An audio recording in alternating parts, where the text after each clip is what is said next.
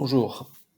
Après vous êtes connecté sur, demo.vip.ai, vous allez arriver sur, cet écran et à partir de cet écran, vous allez pouvoir enregistrer, en fait, un vocal. Donc pour ça, vous allez directement sur le calendrier éditorial qui est ici et en fait, vous allez pouvoir choisir votre question.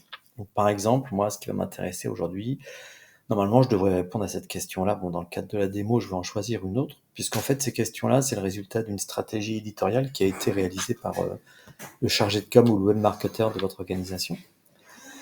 Et donc là, par exemple, il y en a une qui va m'intéresser, qui est pourquoi le développement durable est-il important. Donc l'idée, c'est de répondre à cette question, tout simplement, en quelques minutes, et à partir de là, il y aura un article de blog qui sera généré automatiquement. On va voir comment ça marche. Donc je clique sur Record, et quand j'aurai terminé, je cliquerai sur Stop. Je vais faire une réponse simple pour pas trop se focaliser là-dessus, mais plutôt voir comment ça marche. Donc donc j'ai autorisé le micro d'abord, et puis maintenant, donc voilà, pourquoi le développement durable est-il important?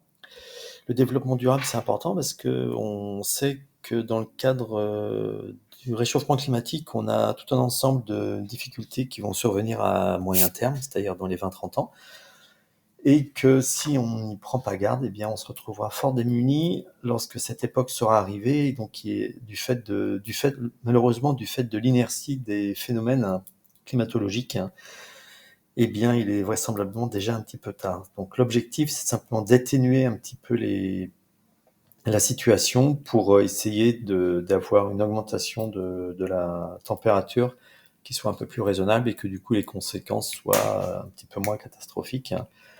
Et donc voilà pourquoi le développement durable est important. Donc, puisque j'ai terminé, je clique sur Stop, et donc là, je vois que j'ai possibilité soit de réécouter le message que j'ai fait, soit sinon de le retranscrire ou de le publier. Le retranscrire, c'est juste pour le transcrire en texte, mais en cliquant sur Publier, il va me faire cette retranscription, et en plus de ça, il va faire une génération automatique du contenu et de l'article de blog. Donc là, je clique sur Publier. Et donc là, le processus de génération va durer entre 1 et 2 minutes. Dans un premier temps, il va faire la retranscription, donc elle va apparaître ici. Et une fois que cette retranscription sera faite, il y a une intelligence artificielle qui va extraire des informations du vocal, donc du texte retranscrit.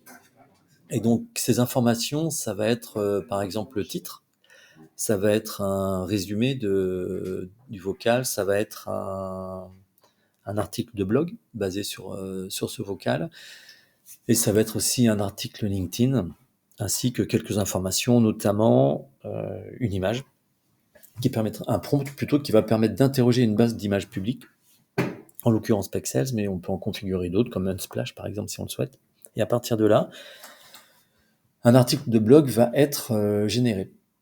Alors cet article de blog, il est généré sur WordPress, ça veut dire que du coup, à partir de WordPress, vous allez pouvoir ensuite le modifier si vous le souhaitez, le valider, faire un petit peu ce que vous voulez. C'est l'intérêt de travailler sur CMS, c'est que derrière, vous avez tous les outils liés à WordPress qui sont disponibles et qui vous permettent de faire ce que vous souhaitez.